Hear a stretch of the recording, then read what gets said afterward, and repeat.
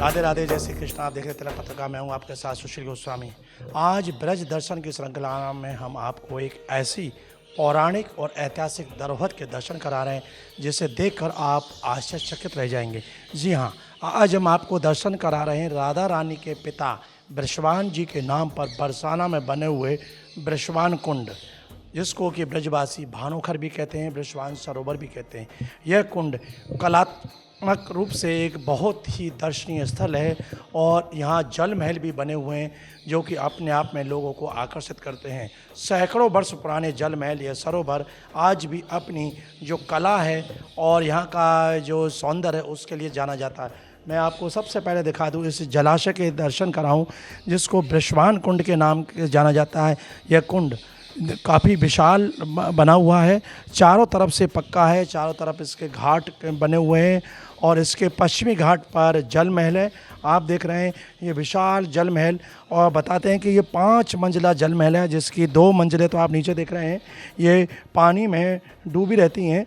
जल स्तर क्योंकि सैकड़ों वर्ष पुराना उस वक्त ये पूरा था, लेकिन धीरे धीरे परिवर्तन हुआ, जल स्तर ऊपर आ गया तो ये 2 मंजिलें डूब गई हैं। फिर भी 3 मंजिलें आज भी यहाँ ऊपर दिखाई देती हैं और कुंड के चारों तरफ आप देख रहे हैं छतरियाँ बनी हुई हैं, पक्के घाट हैं, वृक्षावली है और इसके 3 ओर पशुओं के जल पीने के लिए गऊ घाट भी हैं, जो प्राचीन समय में गाय आदि पशु यहाँ जल पीते थे। और बड़ा सुंदर ये सरोवर है। कहते हैं कि राधा रानी के पिता वृषभान जी इसी सरोवर पर बैठकर भजन तप किया करते थे और उन्हीं के नाम से ये वृषभान कुंड है। और इसके बिल्कुल बराबर में यानी इसके उत्तर की तरफ कीर्ति कुंड है, जो कीर्ति राधा रानी की माँ का नाम है, उनका कुंड है।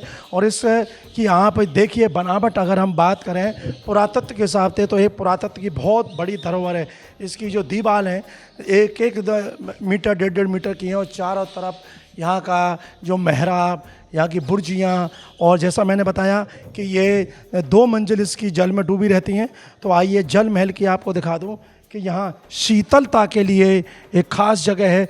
आज से सैकड़ों वर्ष पहले ना कूलर थे, ना पंखे थे, ना एसी थे, तो इसी जगह पर आकर यहाँ ठंडी का एहसास। आप देख रहे हैं नीचे आप बिल्कुल जैसा ऊपर बना है उसी तरह की बुर्जी, मेहराब, दरवाजे, झीना, सीढ़ियाँ बने हुए हैं और नीचे तक जाने के आप देखें देखिए इधर भी है। तो इसको जनाना खास कहते हैं कि जो महिलाएं हैं उनके नहाने का स्थान है, तो अंदर बिल्कुल पर्दे में वो स्नान भी कर सकती हैं, नीचे जल तक पहुंचती हैं। तो ऐसा बताते हैं कि 2 मंजिलें इसके नीचे हैं और यहाँ का जो बनावट है उसको देखकर इस बात की पुष्टि भी होती है कि निश्चित तौर पर यहाँ 2 मंजिल ऊपर है, 3 मंजिल ऊपर, तो 5 मंजिल का ये जल महल है। और कहते हैं कि इसका जो उल्लेख है पौराणिक ग्रंथ, जो नारायण अवतार हुए हैं, नारद जी के अवतार नारायण भट्ट जी, उनका जो ग्रंथ है ब्रज भक्ति विलास, उसमें इसका उल्लेख मिलता है वृषभान कुंड भानोकर का। तो उससे जाहिर है कि द्वापर काल से ही ये कुंड है जो वृषभान कुंड है और राधा रानी के पिता यहाँ पर भजन तप करते थे।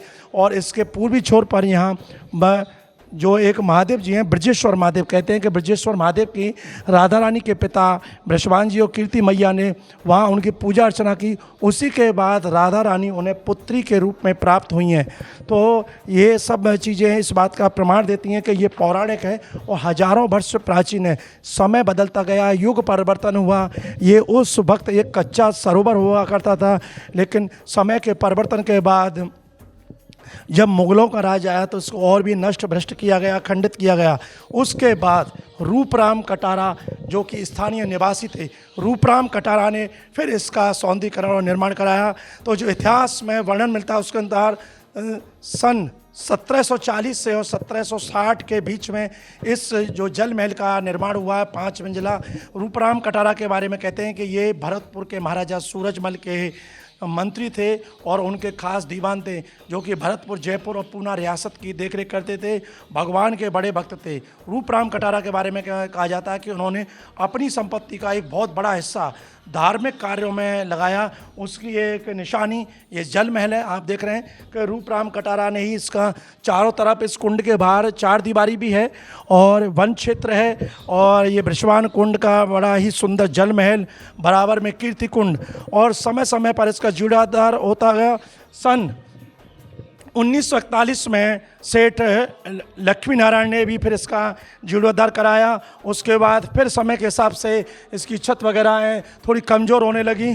तो 1998 में यहाँ ब्रज के संत रमेश बाबा ने फिर इसका जीर्णोद्धार कराया। तो उनका ब्रज फाउंडेशन के जरिए यहाँ इसका जीर्णोद्धार हुआ और यहाँ उत्तर प्रदेश सरकार ने भी इसमें काफ़ी सहयोग किया। बीच में यहाँ के स्थानीय जो विधायक और मंत्री चौधरी लक्ष्मी नारायण, उन्होंने भी अपनी विधायक निधि से समय समय पर इसकी रेलिंग और जीर्णोद्धार कराया। तो कुल मिलाकर बीच बीच में यहाँ इस कुंड का देख रेख जीर्णोद्धार होता रहा। उसी की बदौलत आज आप इससे एक जल महल को देख रहे हैं। तो यहाँ जब दर्शन करने बरसाने में श्रद्धालु आते हैं तो वो इसको भी निहारने आते हैं। यहाँ की जो खूबसूरती है, बलुआ पत्थर, लाल पत्थर का बना हुआ आप देख रहे हैं। यहाँ की जो कला है ये राजस्थानी कला है और बड़े सुंदर नक्काशी है, पूरा पत्थर का निर्माण है। तो इसकी जो मजबूती है वो इससे पता चलती है कि सैकड़ों वर्ष प्राचीन भी आज ये धरोहर हमारे पास है। तो ये इस वक्त हम यहाँ खड़े हैं, ये तीसरी मंजिल है। और आइए इसके बाद हम आपको इसके और ऊपर लेके चलते हैं। तो आप देखेंगे कि 2 मंजिल इसके ऊपर हैं और जाने के बड़े सुगम रास्ते हैं, आसानी से हम चढ़ सकते हैं जीने में। और ये देखिए ऊपर छतों पे बहुत ज़्यादा ऊंची नहीं है, लेकिन ये सुगमता से चढ़ने के लिए इसको ऐसा बनाया हुआ है। और यहाँ तक तो बंद था, ऊपर खुले में हम आ गए। और आजकल क्योंकि मैंने बताया कि इसका धार्मिक महत्व भी है, तो धार्मिक महत्व के चलते आज भी यहाँ संत महात्माओं की कुटियाएँ बनी हुई हैं। तो आप देखिए 4थी मंजिल पे हम आ गए। उसके बाद ये ऊपर का जीर्ण शीर्ण हो गया, 5वीं मंजिल दिखाई दे रही है। ये प्राचीन पत्थर से पता चल रहा है। तो 5 मंजिल पूरी यहाँ बनी हुई हैं। और ये जो कुटियाँ दिख रही हैं, तुलसी के पेड़ हैं, संत महात्मा यहाँ रहते हैं, भजन करते हैं। और आज भी उनका नियम है, इसी कुंड में वो स्नान करते हैं और यहीं से राधा रानी के मंदिर दर्शन करने जाते हैं। और छत पर आकर आप देखेंगे यहाँ का नज़ारा। ये पूरा बृषभान कुंड का जो दर्शन है वो यहाँ से छत से आप देख रहे होंगे, कितना सुंदर। और जैसा मैंने बताया कि 3 ओर सामने जो आपको बतख दिखाई दे रही हैं, एक उधर गऊ घाट है, एक मेरे दाईं तरफ और एक इधर बाईं तरफ। ये जो देख रहे हैं बिजली का पोल, इसके ठीक उधर सामने नीम के पेड़ के उधर वहाँ कीर्ति कुंड। जैसा मैंने बताया कि दोनों युगल कुंड है, जैसे राधा कुंड कृष्ण कुंड है गोवर्धन में, ऐसे यहाँ बृषभान कुंड और कीर्ति कुंड, राधा रानी की माँ का कुंड और पिता का कुंड। क्योंकि यहाँ पर कीर्ति मैया स्नान करती थी और पूजा भगवान का ध्यान, और यहाँ बृषभान जी। और इसी जगह पर कहते हैं कि राधा रानी अपनी सखियों के साथ यहीं खेलती थी। समय के बाद इसका फिर जीर्णोद्धार रूपराम कटारा ने किया, जल महल के रूप में बनाया। और आज ये देखने योग्य है। विशेष अवसरों पर इसकी सरकार द्वारा जब भव्य सजावट की जाती है तो उस वक्त यहाँ का नज़ारा और भी देखने योग्य है। तो आप कभी जब आप बरसाना में आएँ तो बस अड्डे के ठीक सामने है, बिल्कुल जो बरसाना नगर है उसके बीचों बीच है ये एक हमारी प्राचीन ऐतिहासिक और पौराणिक धरोहर। आप भी यहाँ के दर्शन करें। और ख़ासकर जब आप गर्मी में आएंगे तो गर्मी में जब जल महल में जाएंगे तो ना आपको पंखे की ज़रूरत पड़ेगी, ना एसी की, ना कूलर की। यहाँ जल की जो सतह है उससे जब स्पर्श करके जब वायु आती है, हवा आती है, तो शरीर को बड़ी शांति मिलती है, सुकून मिलता है। सारे शरीर की जो थकान और गर्मी है वो दूर हो जाती है।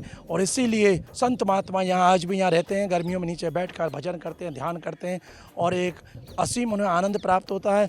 और कहीं ना कहीं फिर उन्हें राधा रानी की कृपा मिलती है। तो आज आपने देखा बरसाने की ये एक प्राचीन धरोहर बृषभान कुंड। तिलक पत्रिका के लिए अपने साथी कैमरा पर्सन रिंकू वर्मा के साथ बरसाना से मैं सुशील गोस्वामी।